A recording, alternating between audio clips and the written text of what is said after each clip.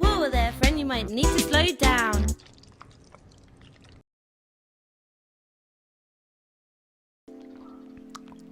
Hey guys, welcome back to my channel. It's your boy Jamsys, and we're getting quite close to the end of the RTA season. There's about slightly longer than a week left, and so it means that I'm going to have to climb again. I've already played a lot of games this season, like 700 or something, so that's kind of an oof, but it's okay. I'm trying to hope that I can end this game with around 800, so it only means I have like 100 more games to go. But yeah, there's not going to be too much different, but I did regear my account for a few specific units here and there, so I'm hoping to showcase that today. In the first match, my opponent bans like two very fast and cancerous openers, which I like, very understandable. So I decided to pick Amid, just so I have that angle of playing aggressively if I want to. But my opponent decides to play like a really annoying AOL plus Politis combo that's gonna make it difficult for me to play aggressively into, especially without Lua or Celius. So I decided to play more standard-ish with my picks here. I pick Aiden just because Aiden's like pretty decent into Politis, and I pick Handguy because Handguy is pretty decent into both the first two picks. And this is one of the biggest strengths I think of Aiden, is that she baits in a lot of these like picks like Zahawk or like hit chance units like Bryceria, which are like worse against other things. So I decided I want to take advantage of that. My opponent last picks Landy and Bryceria here, so I pick Edward just because the first three units all have debuffs, especially on their S1, so he has good solo potential, especially against Landy if she doesn't hit. And I'm kind of stuck for a second unit. I was thinking Millum, because Millum's one of my newly geared units, but I decided on Carrot, just because Carrot's pretty good into, like, Carrot's like relatively decent into these DPS options. Like, she's not great, but she's the best I have right now. My opponent goes for Shu, but that needs to be banned because I don't really have good ways to kill it. My opponent decides to ban Carrot there, which I thought was a little bit unexpected, but you know, I'm not going to complain about it. We go into the match. Amit does grab first turn, so that's pretty nice. And we just don't care at all about the Politis, so we're just going to press our buttons. And this is what the interaction that I picked Savior Aiden for, because Savior Aiden CR pushes whenever like she gets missed, whenever an opponent attacks her and it misses. So she actually gets a lot more push up from Amid's abilities than most other people. I actually decided to go for an interesting play here and decide to ram Aiden's S3 into Politis to kill Politis off, because I noticed it was on book. And the reason I did that was because, if you didn't know, Edward's one of those units that actually synergize decently well with Amid, just because his S3 gives him a 50% CR push. So by killing off Politis and getting rid of her stupid passive, we're able to just push up forward to the front of the CR bar again and finish off the AOL. And then if you notice, the last two units on my opponent's team are both in Guiding Light, which means that neither of them are in Guiding Light. So pretty much basically, as soon as my Edward's able to co and S1 Slandy a few times, we're basically done. So that was a pretty decent showcase of how I too can be more flexible and not just slam speed units. Because I think old me would have just slammed Faithless Litica and just went for the best, but picking Faithless Litica into Politis AOL is not the best in my opinion, especially when you have Amid. We're basically just like soul burning and S1ing for fun, but I'm not too sure that my opponent can actually do anything here because Landy's revealed. I don't think this Landy can kill my Edward with just an S1 unless this is like a double torrent pen set Landy, but you know, that's already not the case. We finish off Landy here, and with Bryceria to solo DPS, a Soul Weaver, Handguy, and Edward, kind of a tall order. We just pressed S3 for fun though. But yeah, look. it's the end of the season, which means everyone is a standard player, unless you're from Asia. So while I am Asian, I am not from the Asian server, so it means that I'm going to be having to play a bit more standard, which is unfortunate because that's like boring or whatever. We're gonna go into the second match here. We're gonna match up with someone who's repping a Hwayoung icon, which is quite the throwback to 2 RTA seasons ago? Was it last RTA season? I don't even remember, dude. But I kind of miss Hwayoung, in all honesty, because if we're being honest, if Hwayoung still existed, Karina Senya would not be a thing. LRK would not be a thing. Destina Carmen wouldn't have been a thing, so damn. They really did change a lot about like Hwayoung leaving the meta really did change a lot about the meta. Anyway, my opponent goes for the Aiden first pick, so I'm kind of side-eyeing some sort of aggressive play. So I decide to pick my best anti-cleave, which is outspeeding. So I pick my fastest unit, and I pick Yolha just because she's like a decent, you know, I wouldn't say she's an anchor unit, but she's a knight that exerts a lot of aggressive potential, unlike Crow. Crow's a bit more like defensive in that sense, where he like provides death buff and shit, but my opponent decides to go like pretty standard, so I'm like, oh, okay. I pick Steny just because his first 3 units don't really deal with Steny that well, and I'm contemplating if I want to pick Landy, but a lot of the Landy counters overlap with Steny, so I didn't want to go for Steny Landy, at least not yet. So I'm gonna think and go for the debut of one of my new units from this collab, actually, where I got, you know, sold my guild's MLM, because our guild is known for a few things. Life is known for Sea Lilius abusers, not handguy, sandguy abusers, and Milim. So I'm finally becoming another XLR clone, picking Milim. But in all honesty, Milim's pretty good because she has extinction, she's kind of safe because of evasion. I have mitigation to protect myself from like the Rand pick here if he decides to pick Rand. Really hope he doesn't though, because I would rather ban something else.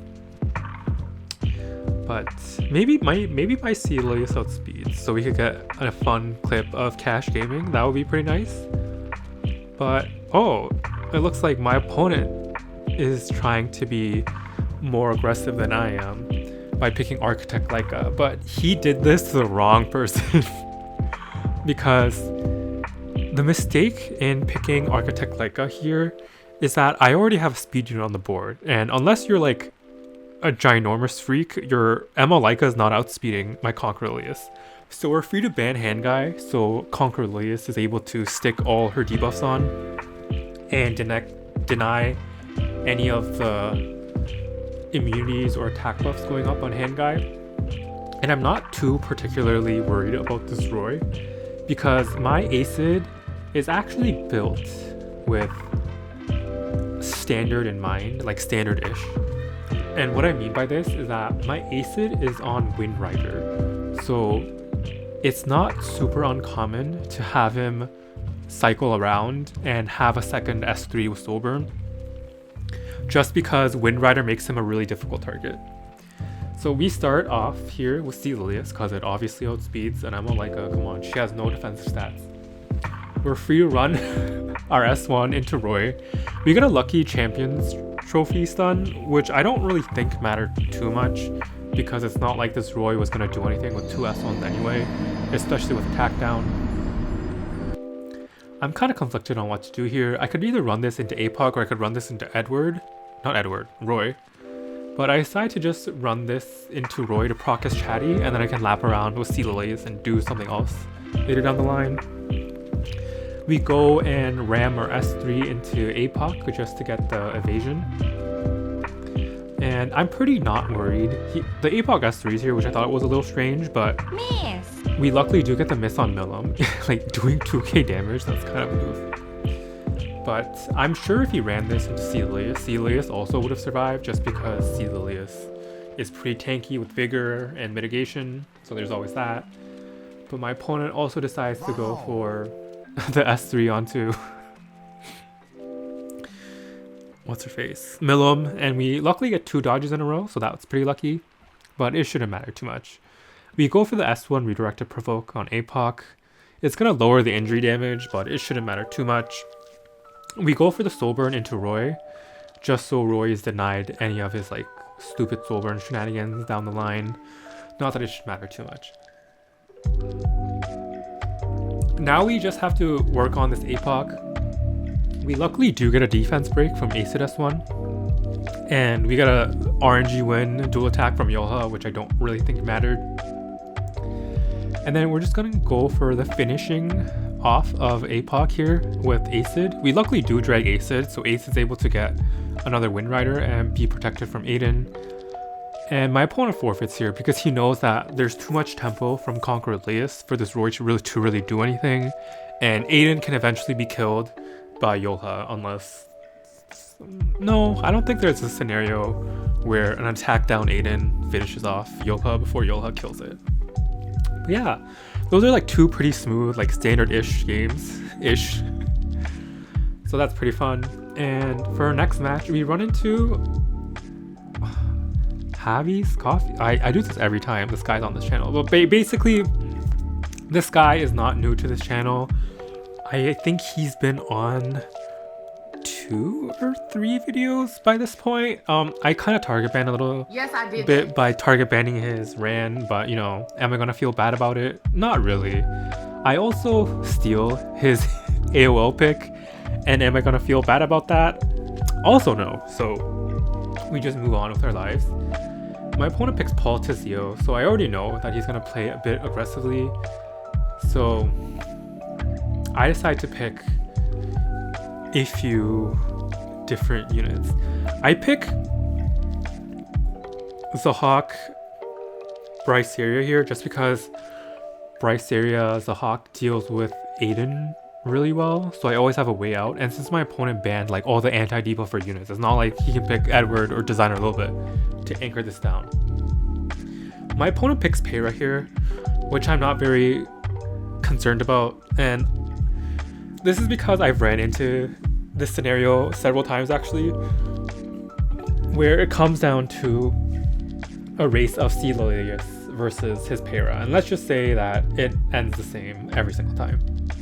So I pick Sid as a force ban just because Pera has his weakness as an opener that against grass units she's not that useful because she like S2s and that's great, and then like Sid and Zahhak or like Vildred go and eviscerate your team. Anyway, we get the expected outcome of my Celilius outspeeding his Pera. We've done this like 5 times on ladder already, so I was pretty confident in leaving my Celilius in against this Pera. But we were kind of forced to push back this Politis instead. But again, I have Zahhak, so like in my mind, I wasn't too concerned about whatever this Pera was gonna do, because she can S3. But I'm pretty sure if I give myself attack buff to Bryceria with Zahhak, like this Aiden's like 100% dead. We get the S2, and it hits, and then they S1 and they hit Zahhak and stun him with no barrier. So I'm like not thrilled, kind of gagged.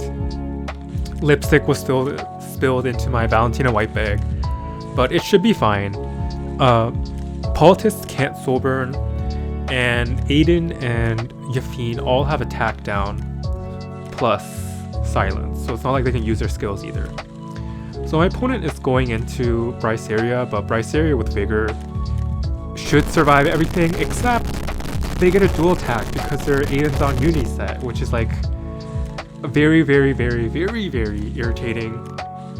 But what can you do? We kind of go for a pushback here with AOL, or we kill with Zahhak, but apparently this Pera is just like really tanky. But it should be fine as long as Zahhak doesn't get... Well, it's over. We were in like kind of a commanding position where we should have been fine, but we literally got stuck in the worst timeline where I just got stun locked by Pera on a green unit, And then my Bryceria, which should have survived 2 S1s from Yafine and Aiden, got dual attacked and died. So, you know, what can you do? Sometimes SG is just like, you're gonna lose and you're gonna like it. And you just gotta say, it's fine, I can accept it and move on. But I'm not gonna lie, when I did play that, like that tilted me like really hard. But you know, sometimes you win a little, and you lose a lot, so it's all in the name of the game. But I will say, a lot of people say like they don't have like good enough units or whatever, but a lot of it in RTA at least is mental and knowing what to do in like these like very tilting high pressure situations and whatever. But yeah, we're going into the second match where my opponent looks like they're a cleaver because they pick AOL and Aiden, so I picked my favorite anti-cleave, outspeeding, but picking Celius. My opponent responds with like a bunch of these weird cleave options, and I recognize that this is one of the rare situations where I can whip out one of my newly built units. So I built a 270 Spirit Eye Celine on Spirit Eye Storm Sword, and at that speed, it should cut all Rand cleavers, not all Rands, if they don't have like specific follow-up like Ida or Caesarea. And if you don't notice, my opponent's team has like very, very shitty strips. He has to either pick a book or he has to pick a high effectiveness unit in the last slot, which he can easily ban out, and we should be fine. My opponent picks Wanderer Silk, which fits in the category of a very high effectiveness unit, and my opponent recognizes that if this is an ER BBK, it would have eviscerated my opponent's team, so he decides to ban the BBK, which is like very understandable. Unfortunately, Rand does go first, but he does have 22 speed on top of me, so you can't blame me that much, guys. He can't really S2 here unless he wants to give Spirit Eye Celine CR boost to the top, but he also can't really do much else other than S3, so that's what he's gonna do. We unfortunately get defense broken on Faithless Lidica and Spirit Eye Celine, but it shouldn't matter too much because we're able to push back with Sid. He unfortunately resists the pushback and he gets a dual attack in with Benimaru, but it should be fine. We take the CR push up and we murder Vildred because Vildred's the only unit here that can actually deal with Spirit Eye Celine before she gets her S3 off. We reset the Sid so they don't have S3, and now Spirit Eye Celine does her thing against single target cleave and anchors down the cleave by giving everyone immortality, and none of his units here actually can solo the Spirit Eye Celine. Flitica is protected, Cielo is tanky, so this game is basically over at this point, even if Benimaru did get a free S1 to proc his S2. But this is what I meant by one of the issues of Benimaru, is that if he doesn't have his S2 buff, he doesn't really do all that much. Even with like a free dual attack and Death Break on APOC, he only did about like half health, which I find is very, very mediocre. But we'll see what my opponent does. My opponent procs Rand never loses here, I think, yeah. So he's able to ram his skills into APOC, but you know, APOC has immortality, so it's not like it matters anyway. We drag whoever and this Sid should die because it's squishy, but apparently my Flitica doesn't have enough damage to finish it off, but who is he gonna hit here? He death breaks Celius, which is like cool and fun and all, but I don't think it matters too much. See, Spirit Eye Celine here is able to go finish off this Benimaru, heal up a bunch, and now that it's Rand plus Sid, whose skills are on cooldown, left, and now it's just Rand, and we did it, guys. We defeated the evil of a stupid Rand Cleaver, stupid cringe Rand Cleaver, sorry. And oh well, you know, Spirit Eye Celine didn't get the enhanced counterattack, which is kind of sucks, but yeah. We're gonna soul burn into Rand just for fun, but our opponent didn't want to see the enhanced S1 animation and decides to forfeit. But yeah, no shade to any Rand pickers who watch me, it's just, you know that thing where it's like, it's cringe if the other person's doing it? Yeah, I mean Rand is cringe in that kind of way. Like, I consider Celius to be cringe when my opponent first picks her, but when I first pick her, it's like great, you know? Like, it's like that. It's not that deep, is what I'm trying to say. Anyway, we get into the last match of today's video. My opponent bans Lua Billion, which is pretty interesting, but they don't first pick Celius, so I thought that was pretty interesting. But honestly, I'm not going to judge it too hard. We're going to pick Aiden just because I'm not too sure how aggressively my opponent wants to play. But this does discourage, like, you know, like Rand picks or whatever. But it encourages some other types of picks, such as the stupid Karina unit, which has been a thorn in my side all season.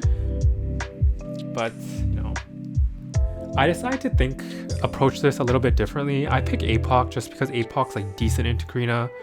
It's not too great into, what's her face? It's not too great into Stenny. Cleave brain, send help, but it should be fine. But my opponent's first few units are also really bad into Landy, so I decided to pick Landy here. But they do counterpick me really well in the last few slots. But I decided to pick Ida here just because Ida looks like a must ban for my opponent, or Celius. But I will show you why I'm able to pick this Ida so confidently in these games, because I've been having her on a new build because I rolled a few hit set pieces that are very, very interesting. But yeah, it should be fine. Even if this Bryce area is like 270 speed and she death breaks everyone turn 1, we're able to outspeed luckily due to Mage Frenzy. But if you didn't know, my new Ida I have been working on is actually on speed hit set and is a effectiveness variant. Like, she doesn't have that much effectiveness, but she has around 80%, which is good enough to like 50-50 or somewhere along the line against a lot of these resistance units like this Karina. This Karina is most likely on a counter resist set or a resist set because it's not on immunity. And I don't think my opponent was expecting their Karina to get pushed back and stunned, but that's the strength of effectiveness Ida baby. This Bryce here resists everything, which isn't great, but whatever. The damage is already done. I'm kind of hoping that with my effectiveness, I'm able to actually defense break this Karina here on the lap around and close out the game. My opponent can go for a slow burn S3 here with Bryce area all they want, but I think the damage is already done. Stenny's already died. Karina's denied the defense buff and barrier to the team. Yolha's already really low, so it has a good possibility of like dying to an APOC S3. And thanks to her effectiveness, we're able to land defense down on this Karina, finish off Karina with a lucky dual attack that didn't really matter if I'm being really honest. And my opponent takes the L. Thanks to effectiveness Ida. But yeah, that's it for today's video. We're just doing more maintenance mode, staying in mid-emperor-ish, because I don't really want to climb that hard this early in the season. But yeah, stay tuned for next week's season finale of whatever season we're in. And as always, thanks for watching. I'll catch you next time.